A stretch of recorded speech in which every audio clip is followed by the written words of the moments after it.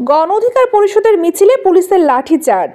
দ্বাদশ জাতীয় সংসদ নির্বাচনকে পাতানো ও সংসদ অধিবেশনকে অবৈধ ঘোষণা করে গণ অধিকার পরিষদ রাজধানীর পল্টন থেকে সংসদ ভবন অভিমুখে মিছিল করার সময় লাঠিচার্জ করেছে পুলিশ। এতে দলের সাধারণ সম্পাদক মোহাম্মদ রাশেদ খান সহ অন্তত 12 জন নেতাকর্মী আহত হয়েছেন। মঙ্গলবার বিকালে পুরানা পল্টনের আল রাজি কমপ্লেক্সের সামনে থেকে গণ অধিকার পরিষদের নেতাকর্মীরা মিছিল নিয়ে বের হলে তাদেরকে বাধা দেয় পুলিশ। এ সময় পুলিশের সঙ্গে নেতাকর্মীদের বেশ কয়েক দফা ধস্তাধস্তি চলে। এক পর্যায়ে পুলিশ লাঠিচার্জ শুরু করে।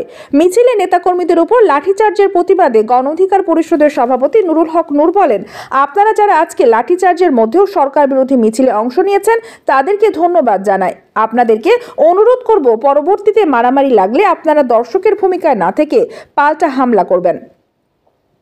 নূর সরকারের সমালোচনা করে বলেন, আমরা কৃষক যখন আলু চাষ করে তখন ন্যায্য মূল্য পায় না। ইন্ডিয়া থেকে যখন আলু আসে তখন আলুর দাম বেড়ে যায়। তাই বলতে চাই, লুটেরাদের বিরুদ্ধে আমাদের আন্দোলন চলবে। দর্শকের ভূমিকায় রাজনীতি করতে আসি নাই, হয় লাশ না হয় ইতিহাস। এই সময় তিনি আরো বলেন, পুলিশ আজকে বলে এখানে অনুষ্ঠান করেন, কাল বলে ওখানে। পুলিশ কি রাষ্ট্র চালাচ্ছে? আমি বলবো আইজিপিকে প্রধানমন্ত্রী হিসাবে ঘোষণা দিক। আপনারা গণভবন ঘেরাও করে ক্ষমতা নিন। পুলিশ যদি রাষ্ট্র চালায় তাহলেও আমরা বুঝতে পারবো তারা রাষ্ট্রের একটা পার্ট, তারা রাষ্ট্র চালাচ্ছে। এই ফ্যাসিস্ট বাকশালীরা জনগণের প্রতিনিধিত্ব করে না।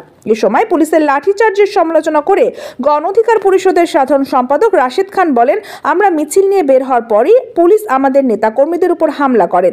সেখানে আমি নিজেও আহত হয়েছি, আমরা ঠোঁট কেটে গেছে।